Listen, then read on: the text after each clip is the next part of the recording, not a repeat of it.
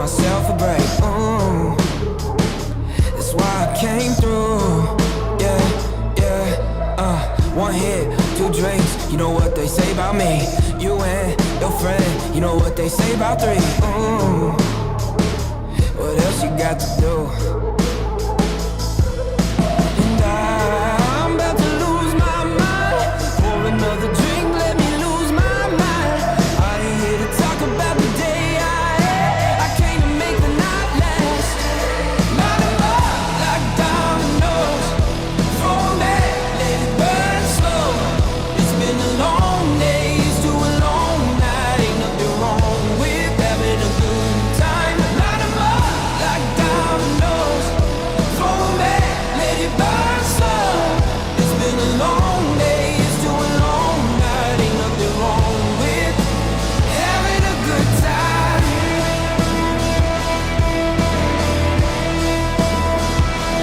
It's been a long day, it's too a long night. Ain't nothing wrong with having a good time. Okay, okay, I know it's hard to keep up, but that's okay. Can do whatever you want. Tell me what you got to prove. Yeah, yeah, let's go. One hit, two drinks. You know what they say about me. You and your friend. You know what they say about three. Ooh, you got nothing to lose. And I'm about to lose my mind. Pour another drink, let me lose my mind. I ain't here to talk about the day I had. I came to make the night last. Light 'em up like dominoes. Throw 'em back, let it burn slow. It's been a long day, it's too a long night. Ain't nothing wrong with having a good time. Light 'em up like dominoes.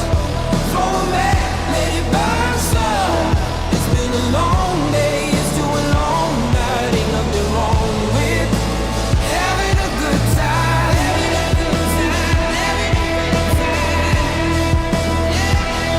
It's been a long day, it's too a long night. Ain't nothing wrong with light 'em up like dominoes. Throw 'em back, let it burn slow. It's been a long day, it's too a long night. Ain't nothing wrong with having a good time. Ladies and gentlemen, this just in from the floor of the New York Stock Exchange. Media moguls Floyd Wonder are now the richest men in the world. That's right, forget about Carnegie, forget about Ford, forget about Rockefeller. Floyd Wonder has the Midas touch. Sources say there was millions, some say billions. Look out, folks, here they come. I don't really care, I'ma be a billionaire. Like, I don't really care, I'ma be a billionaire. Like,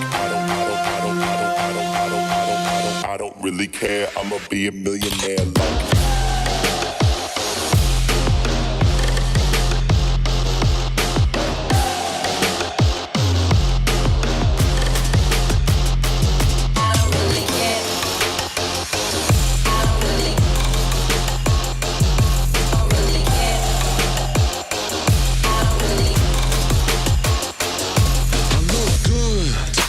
Signs, motherfucking, I don't really care what you're thinking.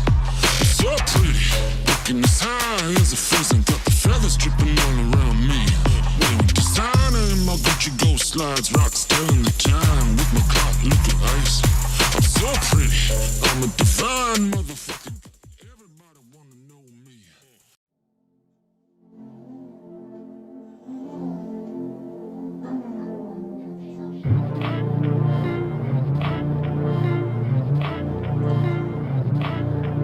How can deny the kind of crazy it requires of you to come my way? Or even worse, say you put up your fight, though you're often in your right to go and lock the gate or get up and walk away.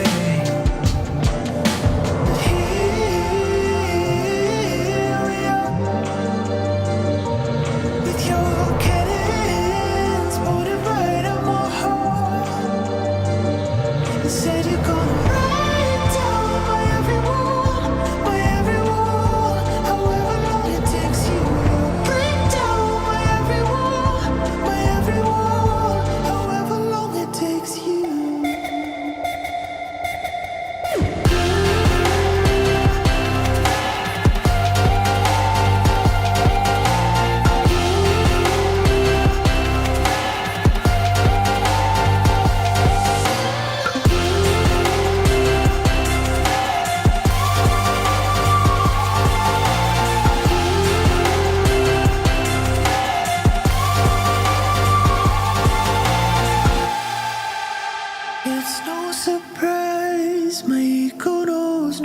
compromise of the things I say, multiplied in the back of your brain. I'm guilty and I'm wrong to the very things that I hold on to. When the vanity breaks, what's to prove anyway? But here we are, with your cannons pointed right at my heart. You say you're gonna write down my every wall, however long it takes you. You'll break down my every wall, however long it takes you.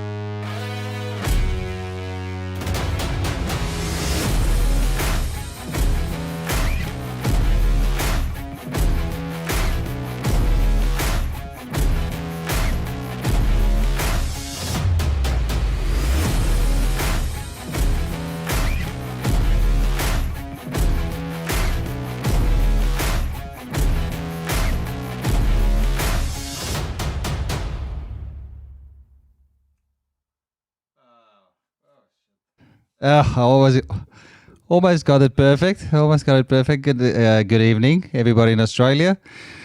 Welcome to another episode of Reptile News. For all you discerning reptile fanatics out there, doing things a little bit different tonight because I've got. I wanted to test this Friday. I never ever want this whole Friday night technical devastation to happen again on this channel. So I'm streaming this out to all 4 of my channels. And the Reptile News channel. So for you that don't know, go to Facebook and find Reptile News. You'll see the Thorny Devil logo.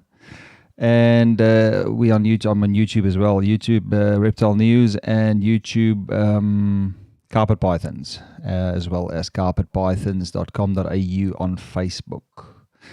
Well, we started a little bit early, a few minutes to go, and I don't really have. It's a Sunday night chat. I hope you don't. Mind. Let me just put the chat on so we can see what's going on here. Yes. So people have commented on the music. Yeah, I'm sorry. I did have to get a little subscription to one of these music providers that you pay a monthly fee to, or you pay a certain amount of money to so you can use the music. But seeing that Vinny's offered, thanks mate, to make me a little intro for the show. The intro is way too long. I think 2 minutes. I think 2 minutes 30. That's way too long for an intro. You need something like the news, like 10 seconds or 15 seconds of power, So we're just building the numbers, and we'll start talking about reptiles soon. I don't know if you guys just want to tell me if the sound's okay out there. For those of you that haven't seen this channel yet, sorry, we've been a little bit slack on the Reptile News channel. I was just figuring out all the bugs and stuff, and it seems to have been after a few weeks, it's been received a little bit better now. We've been talking snakes, talking pythons, one of my favorite topics. And it's been going all right. I've been in contact with people I haven't spoken to in many years. I've mentioned that before. I should stop doing that, saying I've mentioned that before. ACDC style. Yes, I know. I'd like to go rough like that, but then I get striked on Facebook. Then I get striked on YouTube. You should know this, Vinny. Copyright. Copyright is the way the world turns these days. So you can't use anything that you haven't paid for. You have to copyright. You have to tell people where you get photos from. You have to tell people who owns the pictures of everything that you post. Music, you need to have permission to use the music, and that's just how life is. It's like buying lollies, and I don't know. It's totally not the same. But I'm going to mention it in any case. It's like buying lollies these days. Everything's individually wrapped. I don't know. I grew up in a time when you could eat lollies out of a bowl at the pub. And you never thought where the guys were with their hands just before touching all those peanuts and stuff. I'm old and ugly and big, and I survived. So I don't know. Michelle, hi Michelle. Yes, I'll give you a shout out. We're covering a few things tonight. I did on the carpet python. So for people that are on Reptile News, on the Reptile News Facebook page, I posted I made a post earlier today on the carpetpythons.com.au because I'm a carpet python fan in Australia. That's about, I can't keep retics, I can't keep Burmese pythons, I can't keep any of those big snakes here, but carpet pythons, they come closer to that, and they've got quite a few color and pattern variations here. It's very varied, the carpet python. So I keep that. So I've got my other page, and I've made a post there earlier today asking people what can we discuss, and they gave me a few ideas.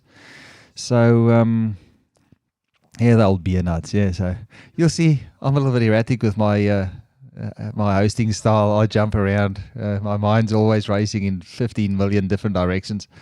So, I know 4 chords for old ACDC. They are Australian, I don't know, Scottish, Australian, band. I don't know. It's technical. It's like a Crowded House not being really Australian, but we like to be things that don't belong, like Russell Crowe. He's Australian, but he's not really. He's New Zealander. So I think that's right. Yeah, I think so. So that's a little bit of trash talk before the show. We'll cover a few bits and pieces. So I'm hoping there's a few questions on the page that was interesting. Reptile stuff in general. I think a lot of people don't.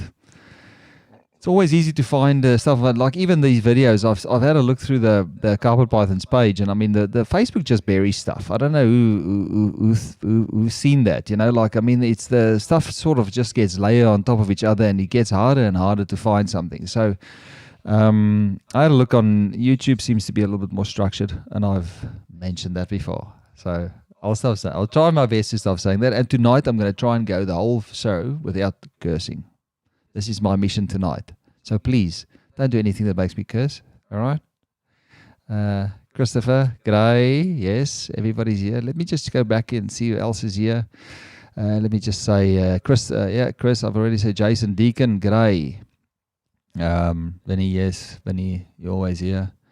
Good seeing you, Jason Martin. Yes, I think I've said hello to those guys. So not so many viewers tonight. I think Friday night's show went really well with Troy, considering the full technical meltdown that I had here. And I really don't know. I think my computer did an update in the background, as Windows always does. Little update without telling me, and then that causes friction here with the software that I use for the live stream. So we have got a couple of viewers coming in from Reptile News, and welcome.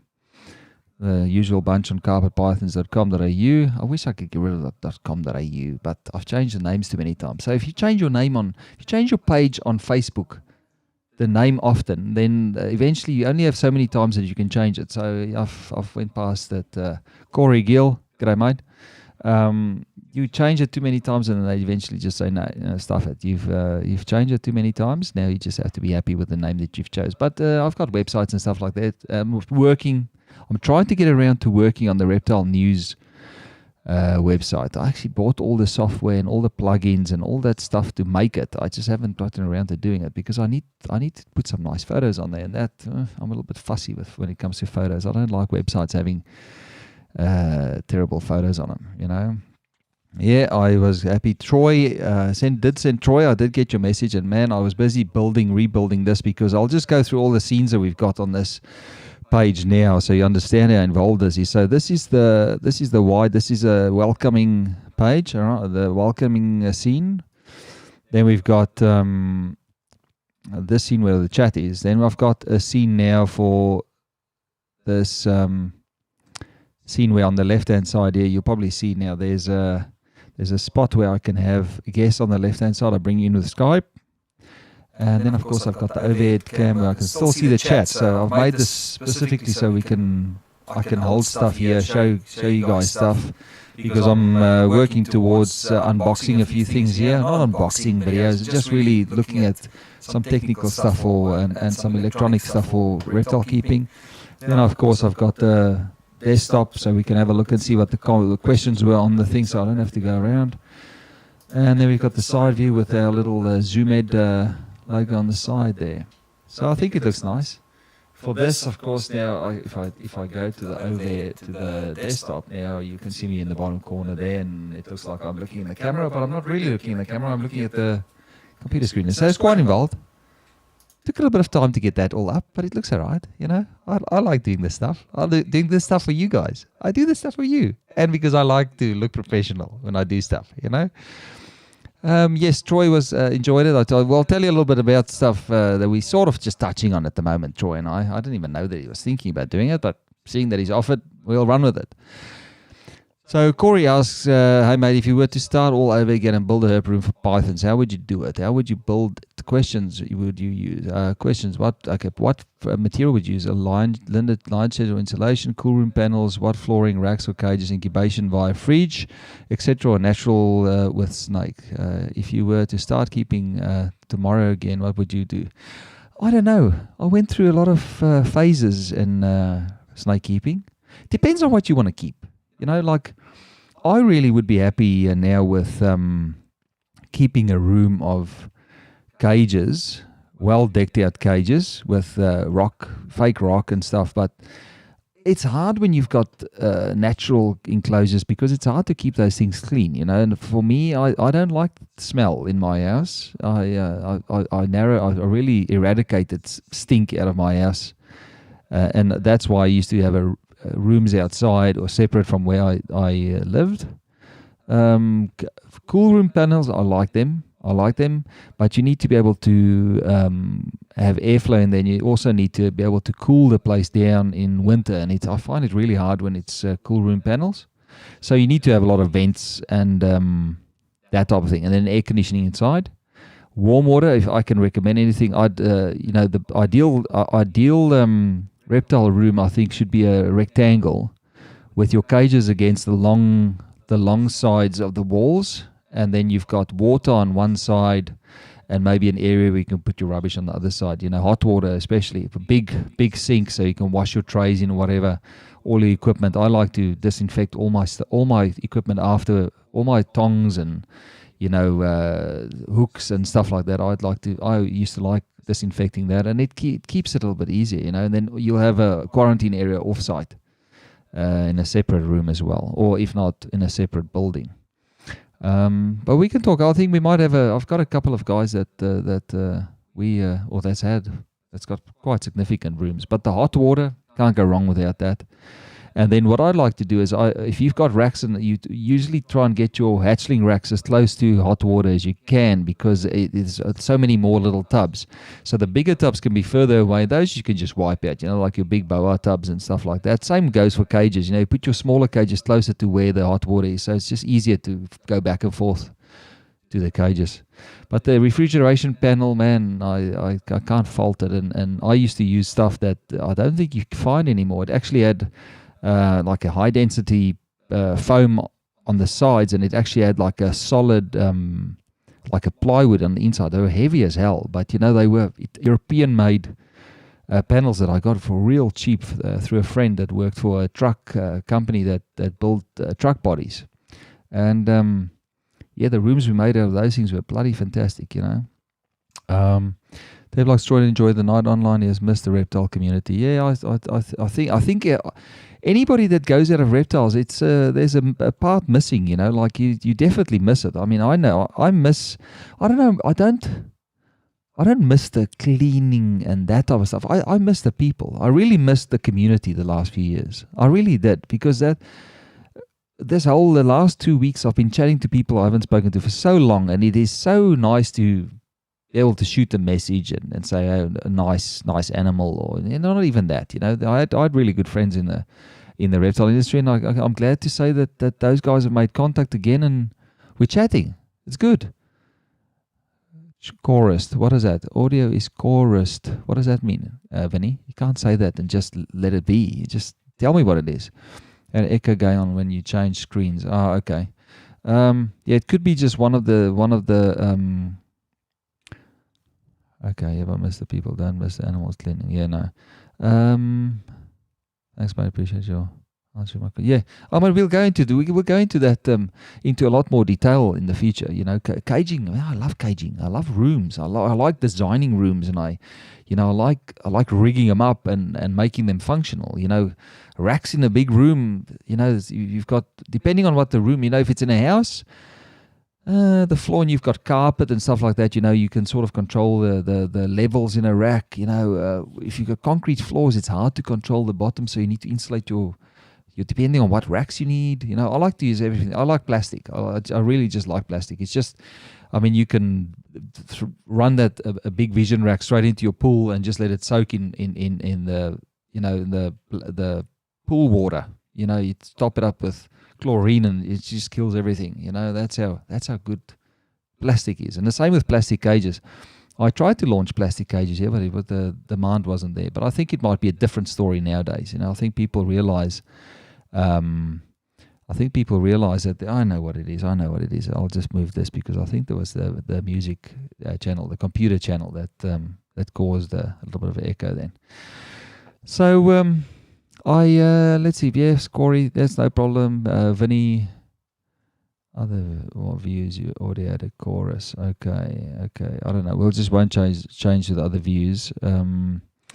I will, however, change to the computer screen eventually when we start going. It's 9:15. Man, time flies when you're having fun. But what I was saying about Troy I think Troy had a great time, and I think it's good for the soul. If you're going through real bad stuff. Oof, I saved myself then. If you go through real bad, tough stuff in your life, and then the reptile industry is something to fall back on, and it lightens the load a bit. Hi, Colin. Long time no see, mate. Long time no see. Welcome to the channel. Hope you enjoy it. And please, if there's any supplemental questions, ask. I'm here to have a chat. I don't know everything, but there'll be somebody in the comments that know if I don't know, and I'll say if I don't know. It's as simple as that. So let's go through some of these. Let me just change this and let's see if there is an echo. So we'll change to this. This is the questions that came through. Here we go. I know, here we go. That should get rid of that. Tell me if there's any more echoes. I think I just killed that. Patria Rowan, hello. So let's start at the start here. Deb Larks. Okay, I see a lot of people throw out eggs that looked dead to them, but are still actually viable. I can send you some photos of a recent clutch of ours that had green fluid floating in the egg, but the snakes were fine. Also, the correct way to candle eggs. Not everyone knows how to look for healthy veins and in issues with rolling eggs. Yeah, and you can sometimes have, and you can sometimes, I know what it is on the other views. I know what it is. I forgot to switch off the, I don't want to lose viewers tonight. Let me just hide this shit. So, there we go. Swear jar, $1 gone. All right. Said that S word. I'll have to replace that S with the stuff. All right. This is my training for when I have sponsors on boards and stuff, which will happen. I've got something to give away tonight. Hang on. So let's just do Deb's question first. Hang on.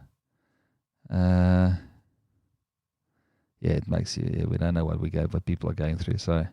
I said, okay, so with the egg thing, people, when you've got, I used to just put eggs in a, you put them in an incubator and you forget about them. No matter how dirty, I sometimes, I did feel sad when I could really see an egg was miff, I tried to break it away, but I still left it in there and I just put it to the side just so it doesn't touch the rest, so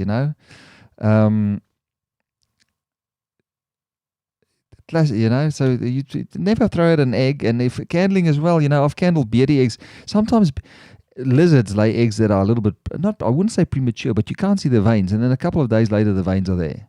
And you look at the egg and you go, this doesn't look like this is fertile. And then suddenly there's eggs. Even snake eggs, sometimes you can't see real defined veins on the inside of the shell. You just need to leave it for a couple of days. Don't throw them out. There's no rush. Just leave them to the side. Let those guys sit there and cook away gently, at a low heat, and they should be all right. There we go. Let's see. Let's see. Just have a look here. Who was here? Okay. Yeah. Okay. They're having a laugh. See, it's where people meet. Yeah. Come and have a laugh, have a joke around, whatever. Just behave yourself, because I will ban people that don't behave themselves here. So, and that's just as I just like a little bit of order. So, Paul Portelli, I would like to know is how often do twins form in clutches? If I had two sets of twins in one clutch, one set died a week out before hatching, the veins just appeared. I was very upset the other set hatched and doing well. One is bigger than the other, but both doing well. I found that twinning is female dependent. I don't know if any of you guys I don't ever use a candle. I can tell you about stuff with candles. So Kevin Miller, I don't bother candling anymore. Just into the incubator they go, unless it's like, I've got a friend that just puts eggs in the incubator and just walks away, and then when they start hatching, that's it.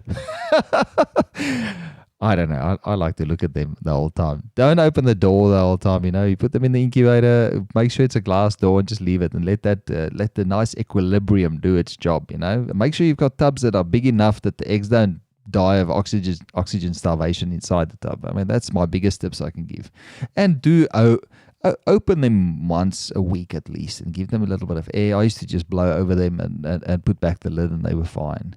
To get back about the twinning, I used to have females that always consistently have, that always consistently had a egg with twins in them. Always the same female and different males. So I don't know. I think from memory, it is dependent on the female. I do think it's, I'm not sure. I mean, there might be somebody else that knows more about carpets than me, that could chime in and give us a tip. But I think, I don't know, I'm sure you guys have noticed it as well, the guys that are here like Deb and those guys, with clutches, certain females always seem to have twins inside the clutch. And, they're usually smaller and they take a lot of work, but they all start eating. And then you get these, some of them are they're just badasses and they just eat straight out of the egg. So, yeah, don't get rid of them. They're all good. Then, next one, maybe a future topic, but display enclosures and some of the newer accessories. Yep, I'm working on that. Display enclosures. Yep, and new accessories. I'll definitely be at the head of this. I'll be ahead of the pack when it comes to new accessories. I've already had a look at a few interesting things this week. That's due to be released in about a month or two, and I'll definitely be covering them here. As we progress, I want to grow this channel. So, and I'm hoping you guys will refer people. The more people get involved, the more fun it is. So, and I'm trying my best here to make it look like a professional show. I don't think there's another channel on the internet that really caters just for reptile keepers or people that just like reptiles. I mean, there's a lot of people that come onto my page and just likes reptiles. I want to do definitely Wednesday, Fridays and Sundays. I'm sort of, I don't want to spend, I feel like I'm not spending enough time with my kids, that's the only thing. I've got a family. So I'll try and stick to the roster for now for Wednesday, Fridays and Sundays. But I might just make it Wednesdays and Fridays. I don't know. I'm sort of just trialing to see when people are watching. Now Sunday night, I'd expect more people to be watching, but it's only low numbers. But it's still early, I don't know. It tends to pick up a little bit later, but it's not like we've got a special guest or anything. So I don't expect the world from tonight's show. It's a slow baby steps. Yeah, 3 nights it feels a bit taxing on me. If I've got help and I've got another guy to bounce off with or another girl to bounce off with, and that's one thing. I really feel like we've neglected the female reptile keepers in our hobby. I don't think they get enough airtime. And I really want to get women reptile keepers on the show and having a chat and how their perspective of things. Everything's just so male orientated and that's not the. It's very male orientated and dominated industry. And there's some women out there that's doing some fantastic firefight concert. Oh, okay. Well, that's all right. They can watch the show after we're done. My biggest thing is I want to give quality content so that people keep watching. Yeah, Friday nights and Sunday nights. I mean, I've got work tomorrow as well. I just like reptiles and I like talking about reptiles. So let me just have a look here. Let's quickly see here. The products and stuff, I'll get to that as soon as I've got new stuff, and I might go into some older bits and pieces like thermostats. I love thermostats. I love talking about thermostats because I like anything that controls power and anything that can save your animals from dying. I'm all for that type of stuff, and I don't think enough people know what's out there when it comes to thermostats. You get some really good affordable ones on eBay, and then you get some really great ones that are rubbish. So then there was an interesting topic here that Brookie Michelle Smith said. How about the amount of pet snake catchers pet snakes that snake catchers are finding? Most of them never get back to their owners. They either get given up for adoption or put to sleep. Another note on that is will people start to microchip and register the snakes when they sell them or buy them? Anything I breed and sell will be microchipped before it leaves our house. Although I'm only one person doing it, it may encourage bigger breeders to do the same. At least this way the animals can hopefully make it home. It really upsets me to know that parks don't care. Yeah, well, I've said it quite a few times on this channel. It's tough. Parks, I think they're understaffed, and you saw what happened with the fires. Budget cuts and that type of stuff, it kills the guys that are doing the groundwork there. And it's less and less officials looking after the reptile and the wildlife side of things. So, but I don't know. I always thought, we always discussed on Aussie Pythons how a pet snake in Australia is as much of a threat to the wild populations as an exotic snake, in my opinion. The difference is that an exotic animal like a corn snake would probably just slither around and eventually get eaten by something because they'll just stick out with that red body.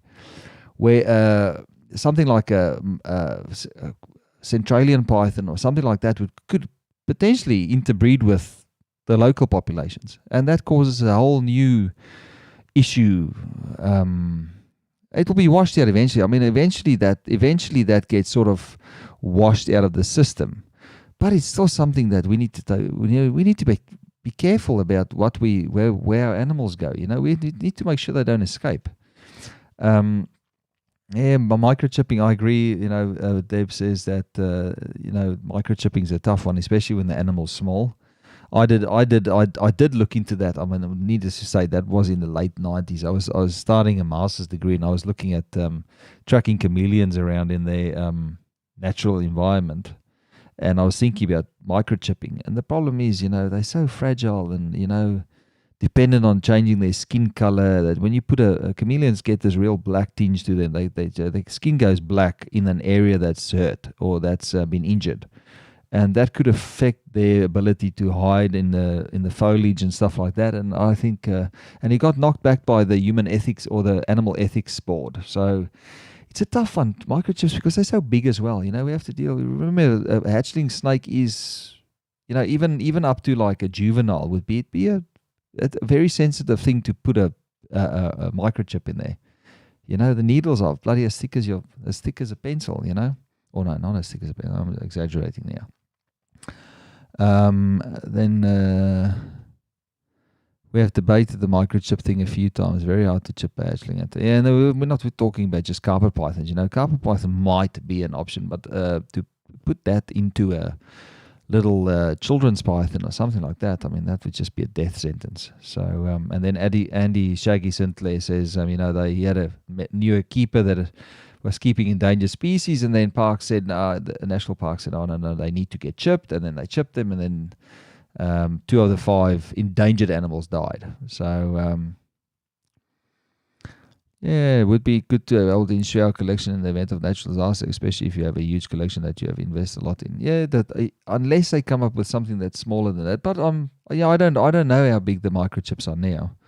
But the day 20 years ago, man, those things were huge. I'm assuming they're smaller now, and they're not really made for reptiles. They are made for dogs and cats with thicker skins. So to shove that thing, I think what they said, it's under the skin. It's pointless to put them under the skin. So you need to put them in between the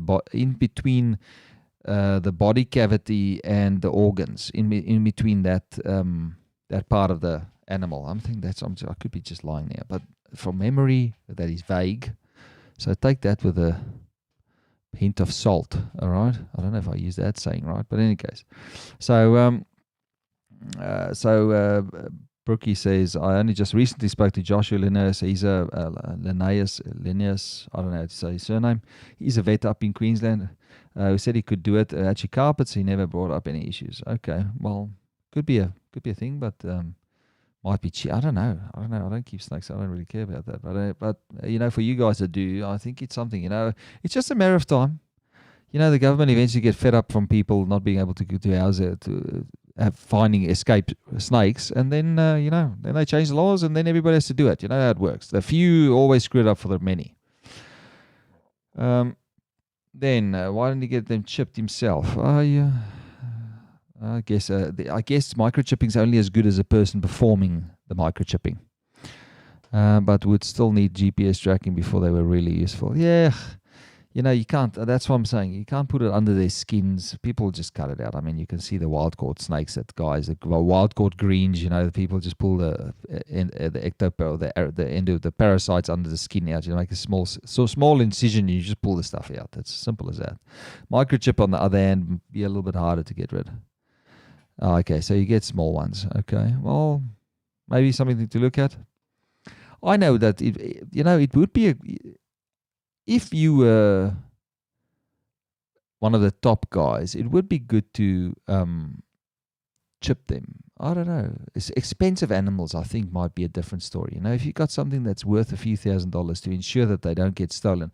I know a few years back, the Transvaal Museum, or the Transvaal Snake Park, close to where I grew up in Johannesburg, they had a break-in of their the guy stole their Madagascan ground boas, and Madagascan ground boas are CITES 1 animals. So all of those animals have to be chipped. No matter what, they have to be chipped so that people know where their origins are from, especially in South Africa. and they were literally, the guys were caught, and they could, and part of the prosecution was that they could read, the scanners could read the chips, and they it had confirmation that the animals belong to the snake park. So there's many things. If your animals get stolen, a microchip might be the way to go. Yeah, well, micro albino olive pythons are a good candidate for chipping because it's just so big. So yeah, I think that's a good idea. Especially when you've got a large collection of expensive things. So there's just more talk here. Few people just saying okay. So and then Emma. Okay, then there's one last one here. So don't. I don't know. I think I missed a question here somewhere. I think the original question was that can't remember. Emma, if you're out there, looking for incubators last minute. Okay, experience, but it's an expensive and time-consuming one. The amount of times I see people looking for incubators last minute, hatching.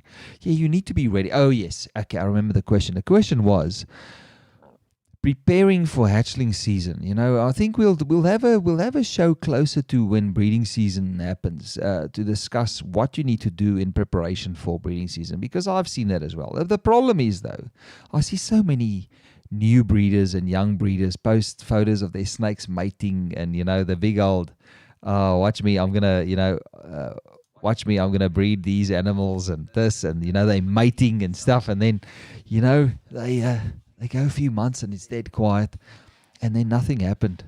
Nothing happened from those eggs.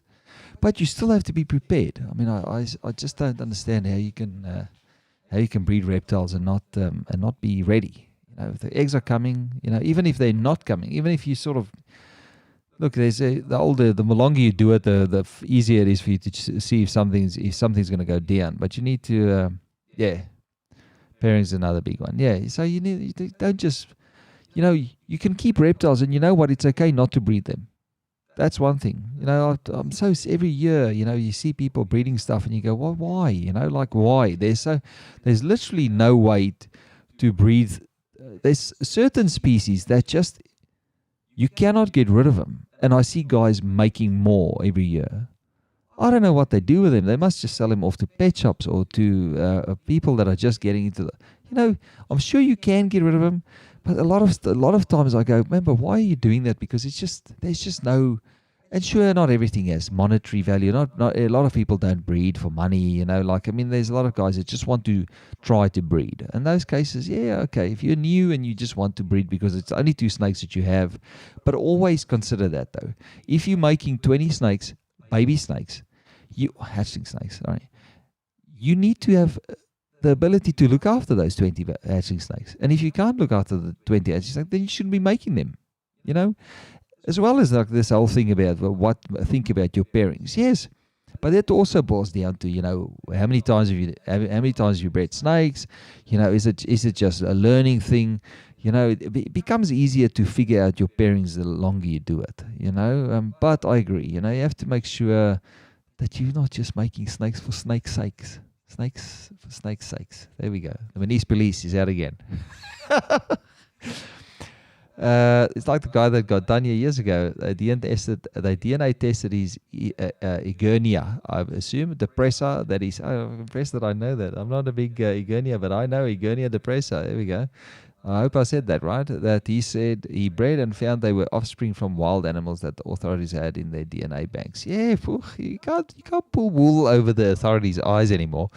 I remember at one of my probably my 3rd or 4th raid, the Department of Environment, Land, Water and Planning came in with DNA tests, and they went through some of the random snakes, the stuff that looked really like the real stripy stuff that I was working with. They took, I think I still have photos of me standing there with them, and they taking swabs and stuff. So they've got a big bank of information, and I think they were comparing, those days they were comparing it to stuff that popped up overseas in Europe, and so they do take DNA samples and they do put it somewhere for future use. So if anything pops up that they can't that they need to figure out where it came from, they are working on it. I'm convinced of it. Very, very clean, very efficient. The DNA samples that they take. I don't know. I could just see from my end of it, because I did some DNA work when I was at uni. So not very involved, but I know that their procedures seem to be okay. Go to low-level keepers. It's not moral, in my opinion. I don't know. You have to start somewhere. You have to start somewhere with a snake. And a reptile. Yeah, we've got quite a few people tonight. It's not so sorry. I got a little bit distracted looking at numbers here, but I can't look at numbers because after the show it goes nuts from all my people that love me. So I mean the low value animals. I mean I don't know. I remember coming into. I don't know. You guys would also know. When I arrived here in 2004, man, the prices were high. But you could get $2,200.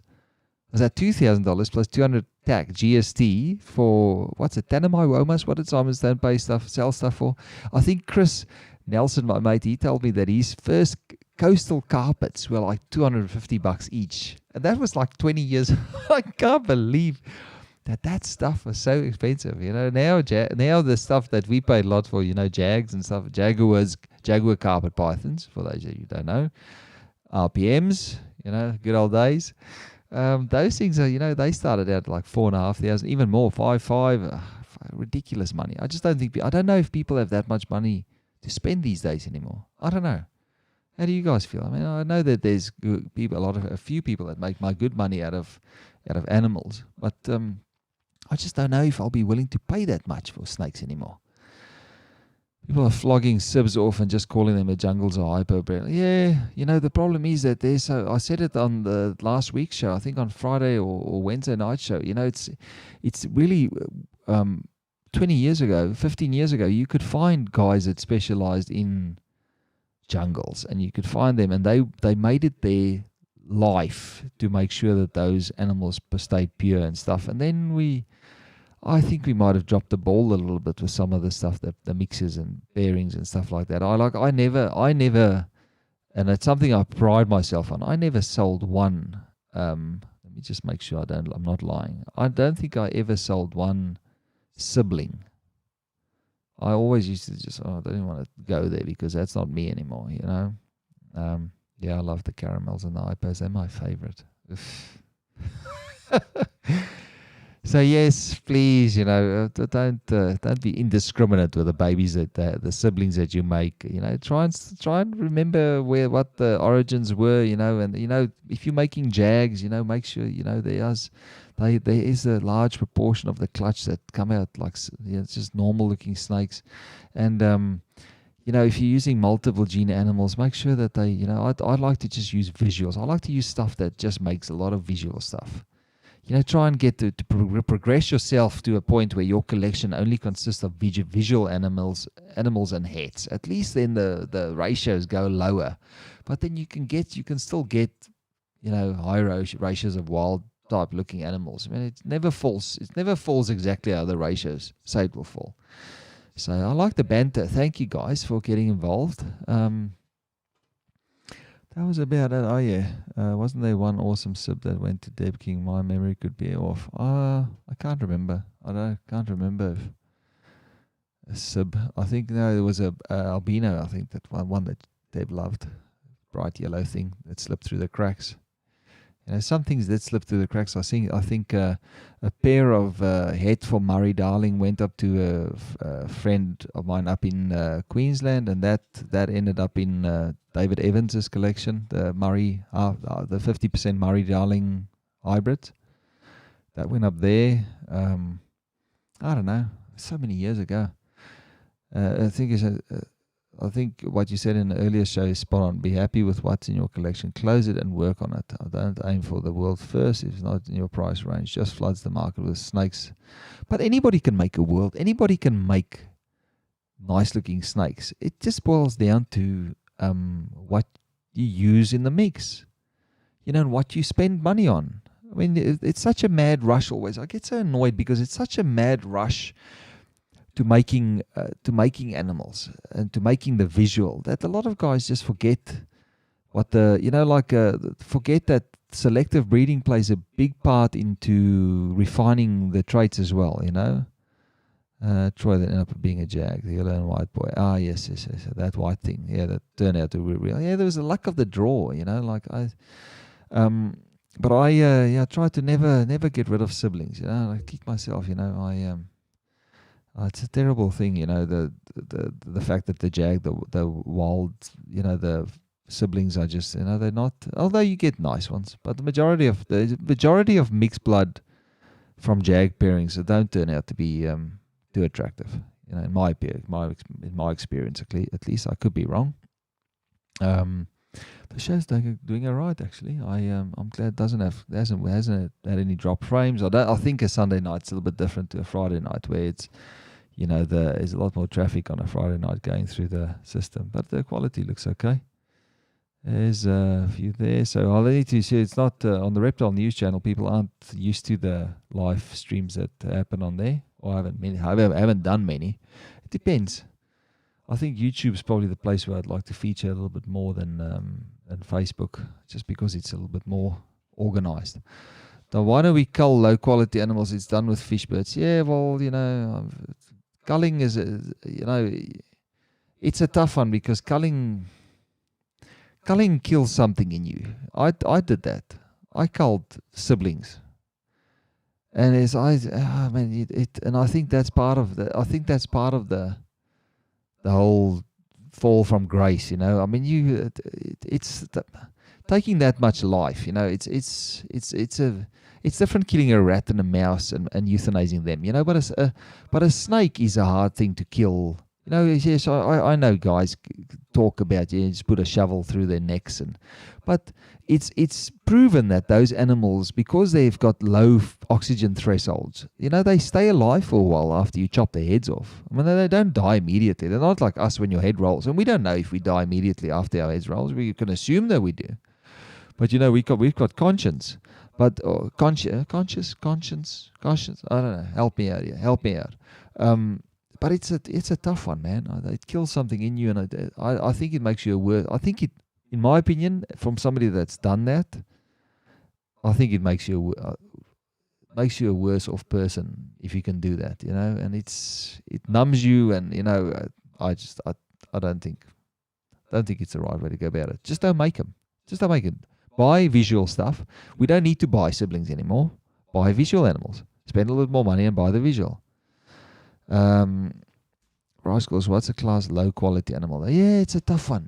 This is a debate that we've had for many years. What's a low class animal or a low quality animal? Because we work on what we think is pretty.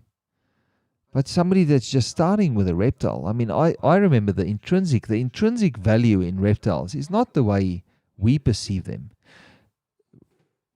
I think, and that's something I think that goes missing the longer you keep reptiles. You can't just appreciate what attracted you to them. And that's something that I appreciate a lot more now. I can see any reptile. Look, I still have a keen eye for beautiful for man-refined animals, that only hard work can generate. But, I still... If you quickly realize when you don't have reptiles around you anymore, then you realize what attracted you to them. Their form, their shape, the way they calm you down. There's a lot more to reptiles than just what we breeders and morph breeders think. And I think somebody mentioned that the other day. I got a message from somebody that says the industry's turned so much towards it's just all morph, mutation. I think we've lost a bit of the joy. I think we've lost what attracted us to. I think it's gone missing somewhere along the line. And I don't want to deep and meaningful Sunday night. Reflect. We reflect a little bit about how things are going. Delma family. You see, and that's the problem. I read. If anybody out there that if you really want to read a book. I think I've got it here somewhere. Let me just check. It's called what's it? Dave Barker's book, The Living Ark. Is it The Living Ark? I can highly recommend. I'll very quickly just find it here on. Let me just find it here on VPI Living Arc. I think it's a Living Arc. I'll show people what to look for. VPI Pythons. What was that book called? Who's read that book? Let me just check. Dave Barker, Tracy Barker, VPI. Who knows what book comes up? Invisible Arc. Okay. Let me just share this book.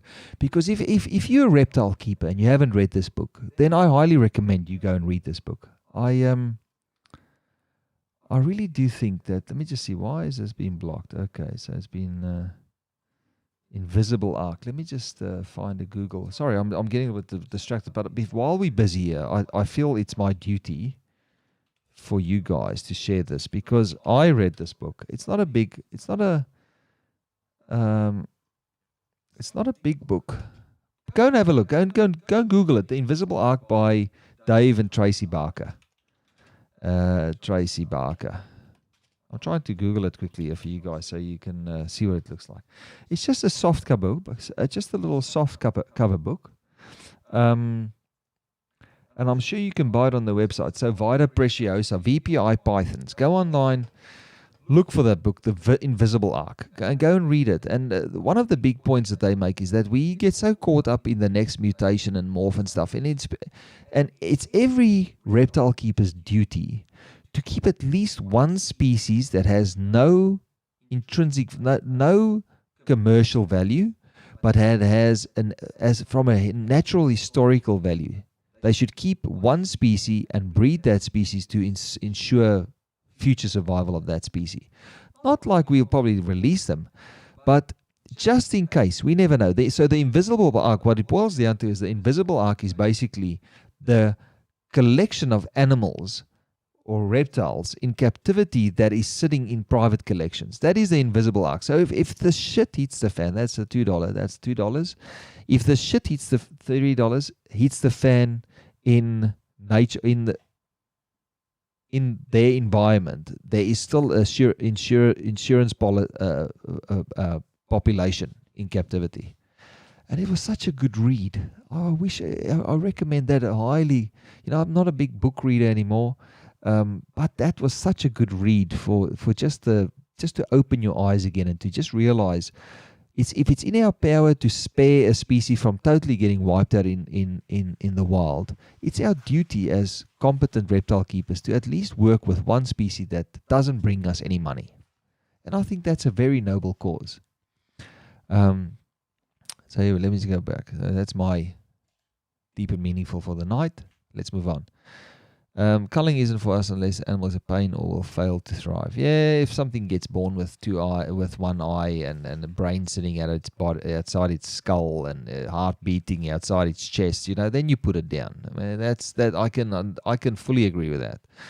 We have kept every animal we have bred until it finds a new home. I can't bring myself to do it. No, especially when there's no need. I mean, even if you give it away to kids or like if they've got a real.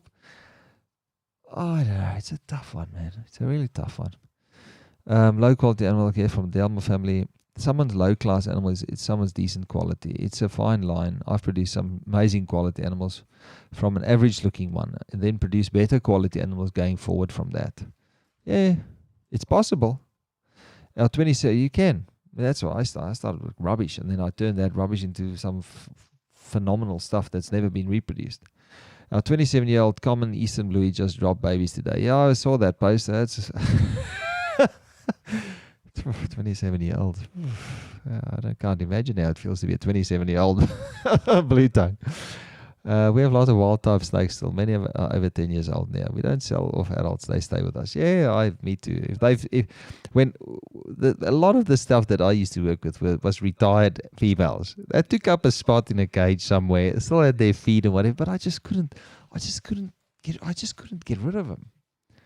I feel that if an animal's devoted, if an animal's given you their life, it's like having a female, like having a bitch and breeding her, and she can't make more puppies for you, and you just go and drop her at the pound. I mean, they've devoted their life to you, so I think we owe them the right to live with us and look after them for until indefinitely until they leave this earth. This is for you, Joan. This is for you, for the 27-year-old blue tongue. I think this deserves one of these. There we go. Hey, there we go. Well done. Well done. Yeah, I've got all the good stuff here. So well done, 27-year-old blue tongue. Does it have a name? Yeah, awesome. So I can't believe I can't find that book. Oh, it's a very simple book. It just says it's like a little cream-colored book about yay big, and it's got like I think 130 pages. So it's not even a long read. And then just read it. Just do yourself a favor. It's got all these awesome quotes in there from zoologists and naturalists, and Sir David Attenborough is in there as well. Every book like that, there has to be a Sir David Attenborough quote. So, go and read the book. Dave and Tracy Barker. For those of you that don't know, they are probably the world. They ruled the world when it came with world first breedings of species. Python species, and I think they've bred most of them. Then, of course, once they did that, then they started working with the mutations, and I think they're very involved in the blood pythons and ball python stuff now. I mean, it's just how it works, Charlie. So Charlie had her babies, 27-year-old mum. Well done on that one. And then Deb says they had a big Murray. I remember that Murray darling that passed away to the other side. I'm sure there's a snake heaven. I believe that there's definitely a snake heaven where we'll get to see our kids again. I have to believe that. Yeah.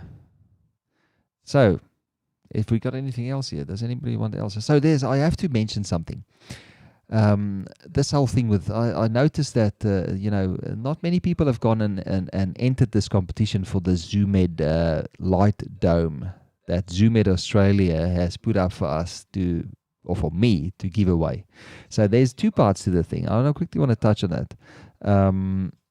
The Barkers, if you don't know the Barkers, go and read up. So I want to get back to this. This is important that I mention this stuff. So for those of you that haven't gone over to ZooMed, so you go over to ZooMed. I'll see if I can find it on Facebook. I just want to show you guys what the page is. So I think there's only 4 people that have actually gone and given an answer. And really, come on, we need to get the numbers up a little bit so it makes it a little bit more challenging for these guys to win this light thing. Let me just go through to the actual ZooMed page. Okay, so if you go to ZooMed Australia, let me just swap the view here. So we go desktop. There we go. Fancy, huh? Fancy. Don't you love that? So here's the thing. So now, very simple. Go over to ZooMed Australia. There they are. Can't miss it. Go there down to there's a few people that have given their answers down at the bottom here, Okay. And then, it's a trick question. It's a trick question. Some have got it right. Some have got it wrong. Yeah. Don't be slack. Yeah. Don't look at the picture. Go to the website and go and have a look. Work out the maths. So, let me just see. So let me just check. So, I just wanted to show people what they stand to win, okay? And I wanted to touch on these. I actually used to use these lighthoods. In my opinion, I used quite a plethora of lighthoods when I had like 250 or 300. I think I had 400 bearded dragons. 400. I think 400. And I had, I think, 80 of these tubes over the racking system. I use racking system, and it's for those of you who don't know, that go and find centralbeardeddragons.com.au on Facebook and go and have a look at the pictures there, because that's how I used to keep bearded dragons. So I used to use these reflector hoods over there. They're T5, so they're not T8. So T8, most of you are used to the T8 size fitting. That's a thick fluorescent fitting, the stuff that you have in your shed and garage and places like that. This is a narrow, so it's about half the size, half the diameter of a T8, and they emit twice as much light as a T8. Okay, and it's full spectrum, or not? I don't know if it's full spectrum. So let's read here. So I'll quickly read through this. So it's a high output bulb here. I can attest to that.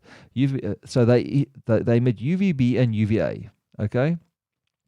And it's the lamps that go in them. So you can win this hood, and you can win the lamp that goes inside the T5. So it's a full thing. So you basically just pop this guy on top of you can screw it. If you take out the light tube, you can literally put 2 little screws through the top of the hood and put your light back in and mount it to the top of your enclosure. And it's so flat that your snakes can't pull that off the roof of your cage. Okay? It increases it literally gives you 30% more UV because it's got a built-in reflector inside the hood. And there's a lot of you guys that saw, or not a lot of you, some of you guys that used to see how I kept bearded dragons, and this was the light to use.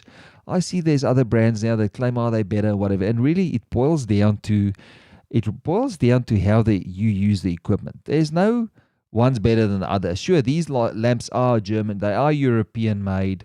I had a list of let me just go through my notes here. I did make a list of notes here of the benefits. So it's European made, so it's consistent quality. It's got glass sleeves made in Holland, finest quality glass. It has double the output of a T8, twice the penetrating distance, double the life of a T8, okay, at minimum, and large percentage of visual light, and there's no need to use 2 tubes. So you don't have to go and you get a UVA or a daylight spectrum light to inside your cage. This does all of it. And then also it's a slim design, so it makes it easier to mount it. Okay, so I highly recommend these tubes, and this might sound like a plug. Yes, it is a plug. And then let's just have a look here. So that's the Reptile. And then of course I'll post this link. I post this link to the digital UV index radiometer. Now I'll post this in this. I'll make a separate post on maybe the Reptile News page. For those of you guys that do keep lizards, I know we're talking about all random stuff, but it is a Reptile News show. But there's always stuff that you can learn. Okay. They were great for our beards. Yeah, they're great lights. They're absolutely great. I won't recommend any other light. So that is what you measure UV with. This equipment here, that's a radiometer. Okay, and you'll see on this, you can get these from, you can order these from Zoomit if you keep lizards. And what that does, it gives you a representation, it gives you an idea of how much, it's a UV index, what the UV index is below the lamp. Okay, so there are zones where it's really high. So 8, 9, 10 on the left here, on the right here, you can see that's highly dangerous. It should be in the first 5 here. All right, and then if it's for bearded dragons, maybe 6 or 7. But you have to remember, it's just like heat gradients, thermal gradients. You have to allow your reptile to get away from UV light as well. It's just like us. You don't just stand out in the sun the whole day. You'll die if you do that. Your skin will get burnt. So reptiles need to have places to hide inside their cage. Okay, so have a read through this document. It's very informative. I'll put it on the Reptile News. Contact me if you'd like a copy of this. But this explains you the Ferguson zones, and it gives you on the radiometer. It actually has an indication of where your reptile is on the Ferguson zone. Ferguson was it actually has the herpetologist that did a study on areas where these animals occur, and they did measurements there. So they put together a guide of roughly where, how to interpret these different UV zones where, animals, where they, and certain animals need different Ferguson zones to thrive. Bearded dragons would need from what I can remember, would need a higher Ferguson zone than what a Boyd's forest dragon would need. So go and have a look at it. Please go over to the Zoomet Australia page, go and click that thing, answer the question, and bang. They'll send it out to whoever will decide. There's only 6 people that have commented. Come on, go over there and comment. What can you lose? Win one of those tubes. At the moment, it's 1 in 6 that can win it. So let's get back to the show. So that's what you can win: the hood and lamp. And then you've got I'll post this document. Whoever wants it, just contact me. And then, of course, the Invisible Ark book. Let me just switch over to where I was before. So let's have a chat. So yes, I missed that big bearded dragon setup of mine. It was phenomenal. And yes, those tubes are great. The barkers are really, there's a book. They actually wrote the first pythons of the world. That's another book that I used to own, and then it got stolen from me by another gentleman that I shall not name on this program. But yeah, I did. I think it's out of print. It doesn't get printed. It's expensive now to buy, but and it's a little bit out. It's probably a little bit outdated now. The Pythons of Australia. The second volume was Pythons of the World 2. I think that was ball pythons, or was that the Indo-Pacific? That was all the reticulated pythons, and then the third one, the Pythons of the World, all the ball python manual that they brought out. That was a pretty good book as well. What is your Elma AO? Yeah, I laughed my ass off as well. Why, Rob? It's one of my South African mates that lives in Sydney now. Welcome. How's that job going? So let me just check how many hours we've sat here. So hour and 11 minutes. I need to call it quits soon if there's no more. So Pythons of World Australia is a great book, about 150 now. Yeah. I think you find that it's more, because I don't think you can find it at all anymore. I think that's a reserved estimate of $150. You know, but it also, a book is what somebody's worth. Somebody's, depending on if it's a hardcover, if it's got if it's signed. I think the last few copies that they had on their website were sold with their signatures inside them. So maybe that adds value. Oh, I don't know. Oh yes, the book. I went through this. I had a coffee, and it was finished before the show even started, so I don't know what's going on. At least I'm drinking lots of fluids these days with all these shows. So yeah, I don't want to bore you too long. No, they come up pretty often. Okay, well, I'll keep an eye out. As I said, I think there's such a push for books. I really think that digital media is the way to go. But that's just my opinion. I think people, I was hardcore, I haven't signed for $80. Yeah, I need that. If you've got stuff like that, let me know, man. Yeah, I saw you've got that complete carpet python. That's another book that I got stolen from me. My whole collection got taken.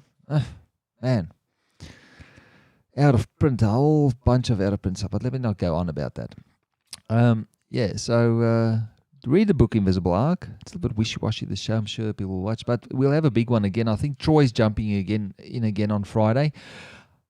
I'll try and do an early week rundown, or maybe a Thursday night. I won't go live, but I just wanted to do a little equipment test to see what the problem is. I hope it's not anything coming from out of Queensland. I think it was local. So because I've pulled in a feed from Skype before. It's walking into a room and seeing a library of her books. Yeah, I know. I like books. I like the smell of books. I like to hold books. But I think it's the new generation of reptile keepers. I don't even think they want to read. It's a rarity for reptile guys to read now, because you can just go on Facebook and find the information. So you have to come to the party and maybe release an app as a part of a book. I think that might be the better way to do it, and I think that might be the more cutting edge thing to do in an era where everything is digital. Everybody has iPads, everybody has mobile phones. I think books now, hard, tactile, I like it. I'll probably buy it. I see the complete cover python. The second one's coming out now. The incomplete cover. The second one's coming out now.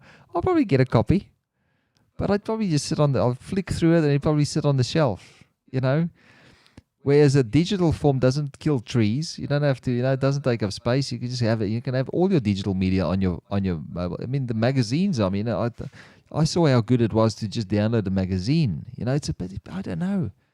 I just don't know if people want to read anymore. I really don't. So, yeah. So keep in mind if you've got anything, any rare. I like more recent books, but my taste is more German influence. Like I like the Edition Chimera publications, and I like that type of science. The sciencey journals, a lot of peer-reviewed stuff. I like that type of stuff. The more hobbyist publications. I don't think I ever owned many. I did own the complete chondro and the more complete chondro and the boa and the complete boa and the complete ball python. But that was more to just get a rough idea of mutations, because with what we do, the mutations sort of across the species, they sort of work the same way. Yeah, you need to every had to charge your book because the battery is flat and things. So yeah, but it's still there afterwards. Have you ever had your collection just stolen from you? You know, it's worse. Trust me. Especially when you know the person that's stolen it really doesn't read or probably can't read. You know, that's shithead. But in any case, let me not go in there. That's my rant. I don't want to rant about that tonight. But thank you for watching. The numbers were a little bit lower than normal tonight, but I'm sure people will watch the show afterwards. It's really just I'm glad that there's a lot more interaction. I like the interaction. Keep it up. Keep it up. Let's build a community here of reptile fanatics. We're already that.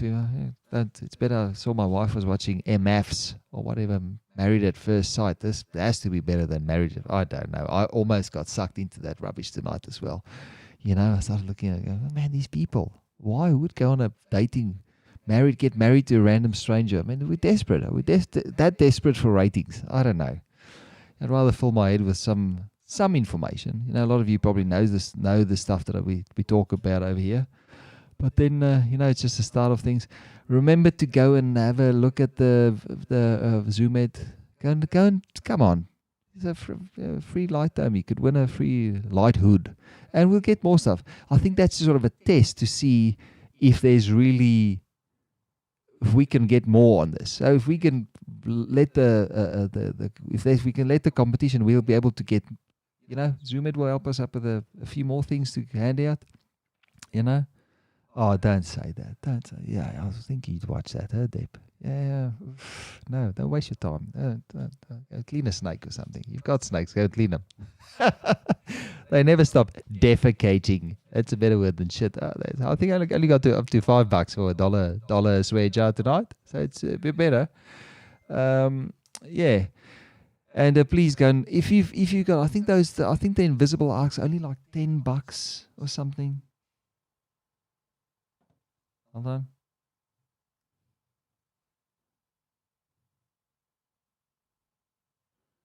Yeah, smart ass, Andrew.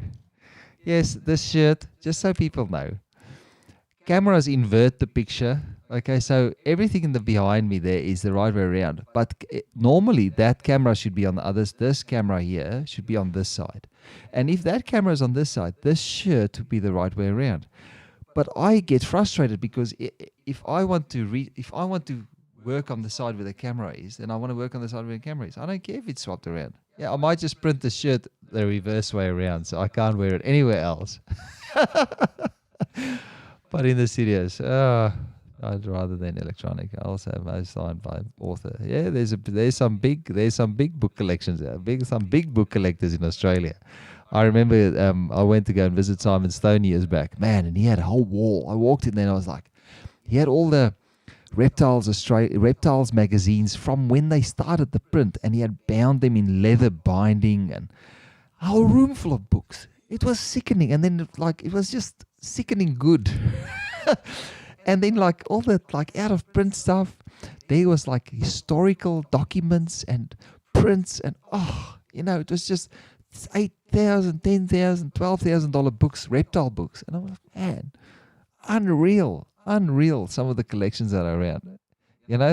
People are as fanatic about books as they are about reptiles. And of course, then it's a bonus if you've got a kick-ass collection as well, So yeah, I mean, I do miss my books. I had a good solid collection of books, It took me years to collect. So, but let's not dwell on the past. But I really appreciate everybody watching tonight. I'm going to call it quits because I don't want to. I take a while to switch off after the shows. And I like the shows to be good. I don't want people to come here and go, "Oh, this is rubbish. I don't want to come back here." So I think Troy and I will be covering something again on Friday. We'll let all of you guys know towards the end of the week. I'll probably touch on it on Wednesday night.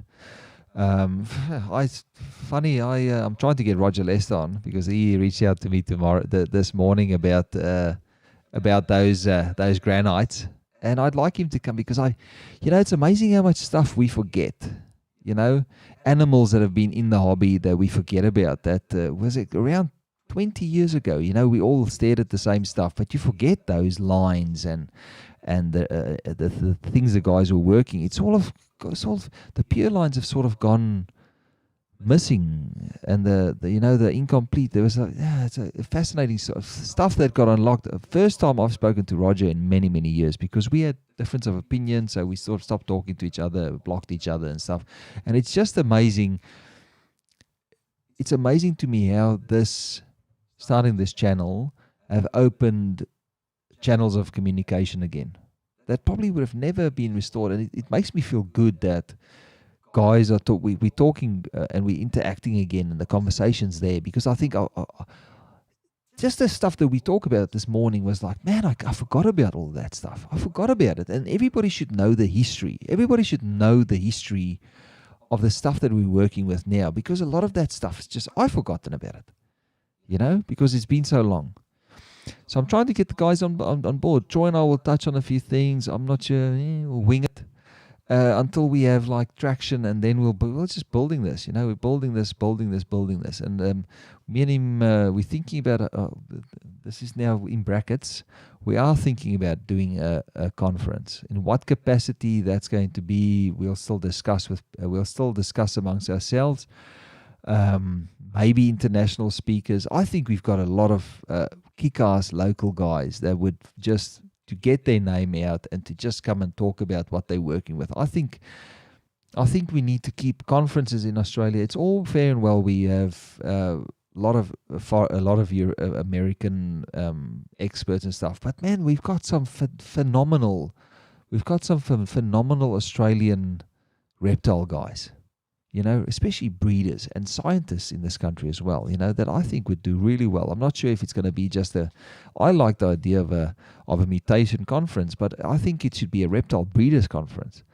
I am not too much into the natural historical stuff, or I am into the natural historical stuff, but my interest lies in captive husbandry. And captive husbandry for me is very important in any species, to understand how they work. And if guys are making advances in our understanding of how to keep them right, then I think it's something that needs to be shared, without payment. I don't know. I don't mind paying guys, but it's something that gives you a little bit of airtime and make people sit up and go, gee, I didn't know that, So we'll talk, we'll discuss. It's still in its early.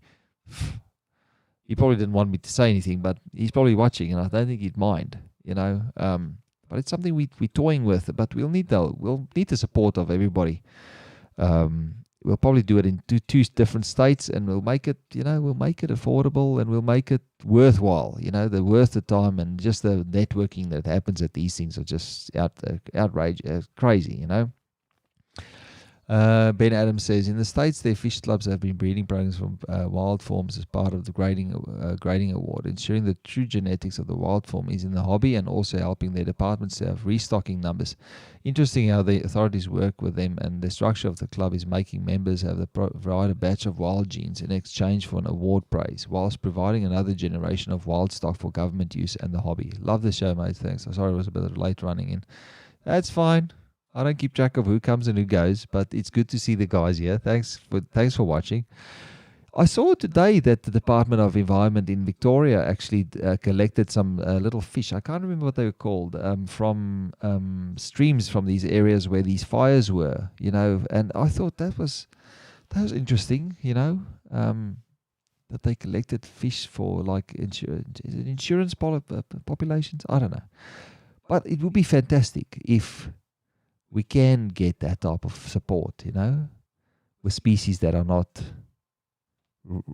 readily available, and but I don't know a lot of us keepers get so brainwashed with the money side of things that, and myself included, man, I love making money from reptiles, but at the end of the day, we sort of need to keep an eye on those things that are failing in nature, because we are destroying the environment. We need to look at the little things, the little dull brown things that are running around that nobody cares about, that could go missing tomorrow or the day after because they cleared out their habitat. I like the way industry worldwide is moving towards more animal enrichment and what is beneficial for the animals, instead of churning out more combos from a drawer tub, which also does have its place. Yeah, commercialization. I think there was. I do listen to another show where they talk a lot about environmental enrichment and stuff like that. And I think Tom Crutchfield and the way they do their crocodile monitors and monitors are different. I think monitors have always been a little slightly more intelligent than your standard bearded dragon. That's why they're at the top of their food chain. And then of course the big pythons. I think they there's definitely something to say about enriching their environment. Whether or not they're smart, I don't think they on mammalian levels. But I do think that there's definitely something to environmental enrichment. I mean, if you full scale commercial, then that makes it hard. But if you can use, I think we should just try and give them as much as we can to make their life in captivity as tolerable as possible. So yeah, I agree with that. I don't mind the big old. I love looking at some of these wild-like creative cages that the guys. Well, we can never provide animals, even if there's naturalist. I mean, it's a naturalistic. People get so carried away that they're providing a naturalistic. I think they confuse natural with naturalistic, which is totally different. We can never supply reptiles with what they get in nature in captivity. We can try, we can get close, but I think it's a totally twisted idea that we can build a cage that supplies them everything that they get in nature. We just can't. Diet, I mean, the diet in nature is so varied. I mean, I used to catch agamas with bee stings in their mouth, and every book that I read said, "I don't feed bees," but their mouths were littered with bee stings, and they were totally immune against it. I know, yeah. I know that they flick their tongues and they go crazy when they put stuff in their cage. But, there's definitely